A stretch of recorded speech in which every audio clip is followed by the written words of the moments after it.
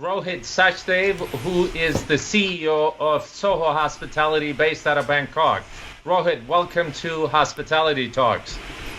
Thank you very much for having me. Well, thank you. Thank you for joining us. I know it's in the evening for you, so feel free to continue to enjoy your wine as we speak. We will be envious because we're starting our day. Great. Rohit, you've been in the business for 15 some odd years. You've seen ups and downs. Most of your restaurants at this particular point are in Thailand. Tell us how the business has evolved over this time period. Do you mean in terms of in the last couple months? Are you in terms of COVID? Are we talking overall the changes that you have seen in restaurant industry since the time you entered? Okay. I got into the restaurant business before it became cool to be in restaurants. So I was kind of, I started before everybody decided to get into restaurants. And Thailand is a country where, Thais have a great palate for food. Thai food is a world-renowned cuisine. But when I had started, it was just at the cusp of the growth of the restaurant market in Bangkok. Traditionally, it was primarily run by mom and pop shops, and there were some chains, and it was quite fragmented. But fast forward to today, there's a lot of prominent restaurant groups that have formalized and established their presence in the market. It's a very, very competitive restaurant space, all the way from quick service restaurants to grab and go, casual dining, smart casual or social dining, which is the area where we tread, and fine dining. It's come a long way. And if you look at Thailand put itself on the world map with the restaurant Guggen, which was voted best restaurant in Asia by Asia's 50 best restaurants I think it was like 3 or 4 years in a row. And that really cemented Thailand as a travel destination for food. And we also had a growing middle class in the last 15 years. So there's a lot of disposable income. And if you look at the Thai demographic, Thai people, many of them don't have kitchens at home. So, even though they may be eating at home, they will buy food from outside and bring it home to eat. So there was a study done a while ago which looked at how many times people dine out per month in the world. And I think China was first and Thailand came second in Asia. They are dining out at as many as, it was something about like 60 times a month Thais are dining out. And I don't think it really means that they're dining out, eating at restaurants, but maybe just like grabbing food on the streets, picking up their food in the plastic bags and taking it home and eating. But, Thailand is a very, very food-centric culture amongst the Thais itself, and then you have the expatriates, and then you look at the tourism market, which today is looking at about 38 to 40 million tourists coming to the country every single year, and that also feeds fuel to the local food market. So it's a very, very competitive market, but it's been a growing market.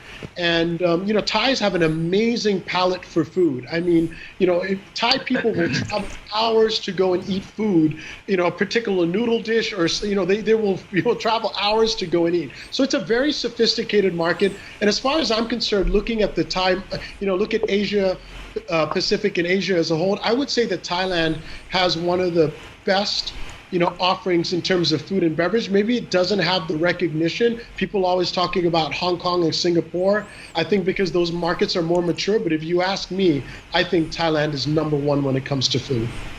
Well, I haven't lived in Thailand and spent a lot of time in Bangkok. Obviously, there are lots of new concepts that have been introduced from Bangkok. not only from cuisine perspective, also from design elements and creating a fabulous concept. I would tend to agree with you. Thailand, particularly out of Bangkok, I would put that up against any other market, the likes of Hong Kong, Singapore, or Tokyo, for that matter. So, thank you for that insight. Now, Rohit, in 15 years, obviously the dining trends have evolved. People are looking for different things. For that matter, if you go back your time in New York, I'm sure you would recognize that people typically did not go into hotels to enjoy a meal. In Asia, it's still slightly different, even though independent restaurants are becoming huge, but people still do go to hotel restaurants to enjoy a meal. Tell us how the dining trends have evolved. Well, with the proliferation of independent restaurants and independent restaurants, being able to deliver an amazing experience in terms of food, beverage, ambience, the independent restaurants have given the hotel business a run for their money. And back in the day, Thailand, if you look at it in the 80s, Thailand was very much a five-star travel destination. There were the Sheratons and the Hyatts, and there were all the, most of the hotels were five-star. And so a lot of us didn't have a lot of dining options. We used to go and dine in the five-star hotels. But today, a lot has changed, actually, Abid. I wouldn't say that the hotels are still able to, are still doing well. In fact, they're actually being very much challenged by the number of independent restaurants that are coming into the market. And now they're still, they say I don't know, 3 out of every 4 are not surviving. I don't know what the statistics are in Thailand, but there's a lot of people who are getting into the business, some who don't understand the challenges of getting into the business, but some of them actually make it and are setting a precedent in terms of new concepts in the market, because there's so much volume of new concepts coming into the market. So in fact, the hotels have been affected greatly by the number of independent restaurants that are giving them a run for the money. And secondly, if you look at consumer behavior and consumer ideology, a global traveler, and I don't think, if you look at consumer behavior ideology, there used to be a gap between the East and the West. Today, I really believe that ideology is almost gone. The thinking in terms of behavior, whether you're in New York or in Bangkok, is pretty much the same. And what's happening to the global traveler, whether they're Chinese, Singaporean, or from New York or London, they come to the hotel and they park themselves there. But because we're adventure seekers, we want to go and explore a city. We want to find out about, what's happening in that city. We end up sleeping at the hotel, having breakfast there, but we end up not eating at the hotel. We might have a drink there, but we want to go out and explore. We've become urban explorers. So no matter where you're in New York or Asia or in Europe, I think the consumer behavior and ideology is the same. And that's why today the hotel operators are being pressured by the owners. When it comes to rooms, it's plug and play. But when it comes to food and beverage, it's plug and pray. They're not able to deliver the kind of yields they can on the rooms that they're able to in terms of the food and beverage. And, the hotels are changing, they're evolving. I think you see that in New York City and London. They're bringing in independent operators. And I think the same thing is happening in Asia, because the owners are saying, you're not delivering the yield, and they're putting pressure on the operators. I think hoteliers, and I'm certainly one of them, as is Sam, having worked all over the world, I think hoteliers still tend to be very conservative, and we want to have somewhat of an old school. I personally went to a culinary school, and quite candidly, what I was taught at that time, in the absolute do's and don'ts, they definitely do not apply today. Things have changed. The food trends have changed, and people's palates are evolved. Rohit, tell us, from a mix point of view, you tend to deal with the younger audience. How much of it is the residents in the local community versus the visitors for your restaurant? So my restaurant group is a little bit different because I lived in New York City for 10 years. And when I came to Bangkok, I was going to create New York City, the New York City vibe in my restaurants. And that's what I did. I created a couple of, social dining restaurants, and I brought those concepts to Thailand. So generally, my concepts are very much expatriate driven. The biggest fans of my restaurants are my expatriates. And then because our restaurants and the branding and the public relations through word of mouth have transcended beyond our borders through TripAdvisor and through international publications, as well as all the travel publications such as Lonely Planet, where a lot of our establishments are on Lonely Planet. We ended up becoming very popular in terms of the travel demographic as well. So we went after the expats, and then the Thais came, and then the tourist demographic came. So my restaurants, some of them have been greatly affected by COVID because we tended to target the expats and the tourism demographic, but we do have a following amongst the Thai demographic as well, but the Thai demographic has always been lagging. Now, in terms of our quick service restaurant, we have a pizza brand called Soho Pizza. It's a New York pizza brand. That restaurant, we opened it catering it to the again, the expat and the tourism demographic, but we opened our first branch 20 kilometers outside the center of Bangkok, and it's been doing really well. So we plan on expanding that quite aggressively across Thailand, but generally we've been targeting the tourism market and the expatriate market.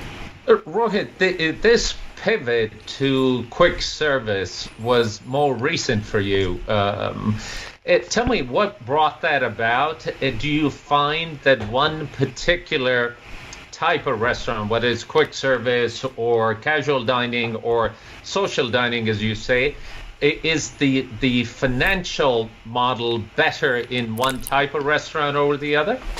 Okay.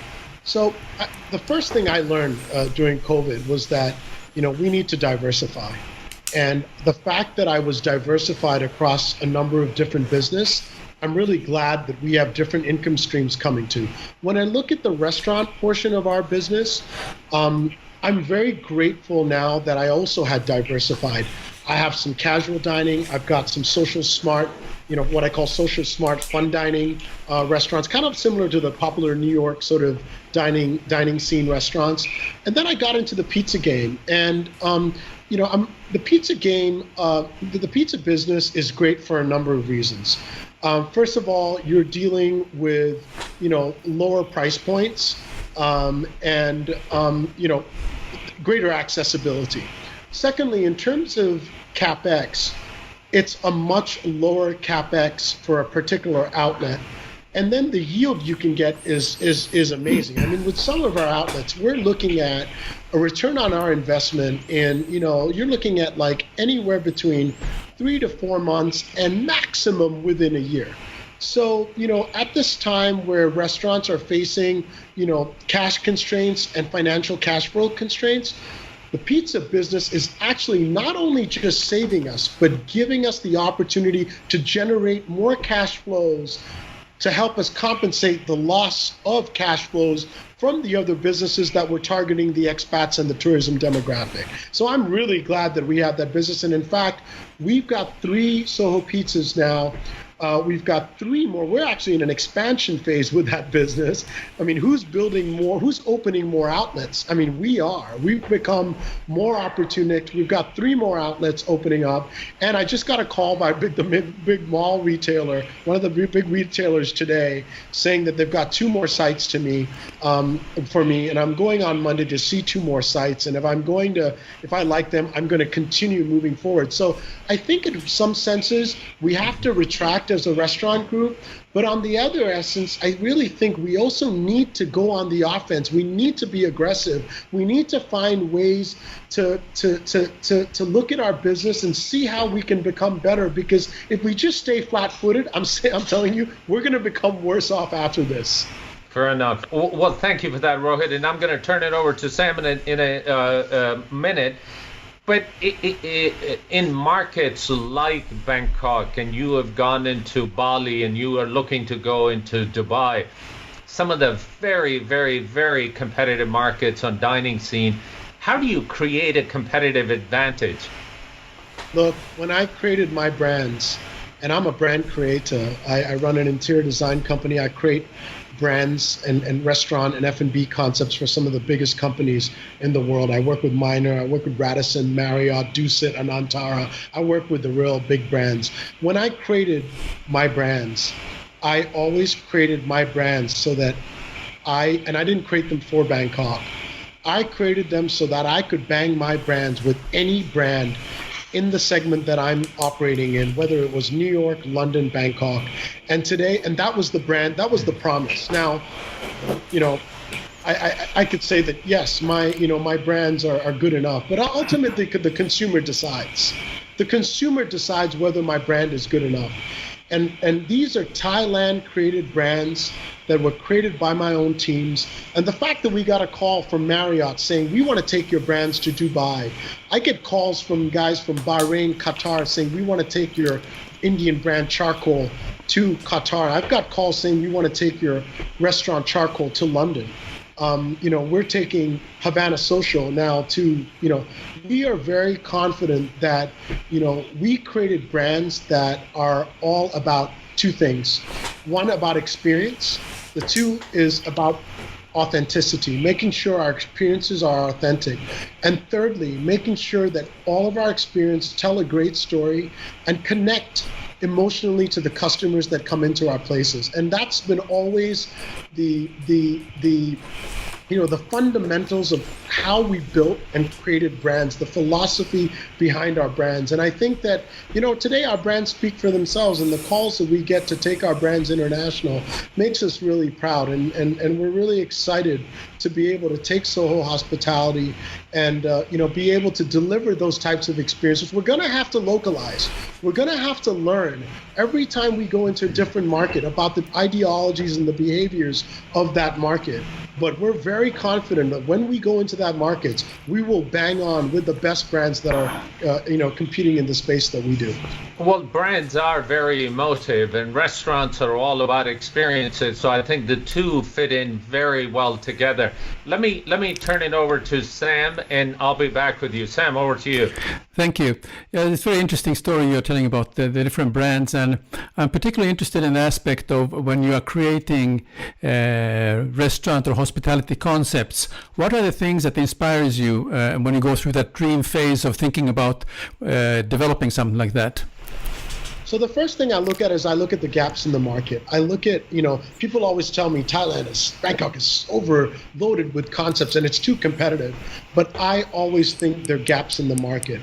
And the second thing I do is I look at, making sure, and I call it my 10 planets, right? I make sure that I work and, once I come up with the concept, I work on the 10 planets to fulfill that concept. And it's interior design, lighting design, brand development, uniforms, tabletops, food, beverage, mixology, music, service. And I have a very talented team of people who are within my organization, as well as some amazing, lighting designers and uniform designers and, brand development consultants that I bring in as part of a virtual extension of my team to really, create that concept. And, the devil's in the detail. The restaurant business today is about the attention to detail. And you're going to be successful when you pay attention to all the little aspects of the attention to detail, which is what creates product differentiation and which is what eventually touches the emotions of the customers. And when you do that, you can sit back and you can watch the consumers using social media technologies to do the marketing for you. You do not need, we've never invested, in the last 3 or 4 years in PR companies. We've never put a single ad in any magazine publication, very, very seldomly. And we just let the consumers use the voice of the customer to drive the brand loyalty and the recognition of our products. And we're extremely reactive in terms of customer engagement on all those platforms. And I think if you create a great concept, the customers will do the marketing for you. Yeah, exactly. I mean, I'm with you in 150% on that aspect, because right now it's the you don't own the brand; it's the customer that owns the brand, and they are the ones who will then are your brand ambassadors, if you will. But I'm interested, because it's a kind of tricky thing to develop concept. It basically can be a very sort of egoistic. Well, this is what I think is very good, but at the end of the day, it's the customer who decides is it good enough. What are the things that you're looking at with your antenna out when you're looking for your next thing in terms of concepts? What are the things you're listening into from the consumer? I've got a cloud here, full of concepts that I'm waiting to execute. I think one thing that we can never control, which affects this in all industries, is timing.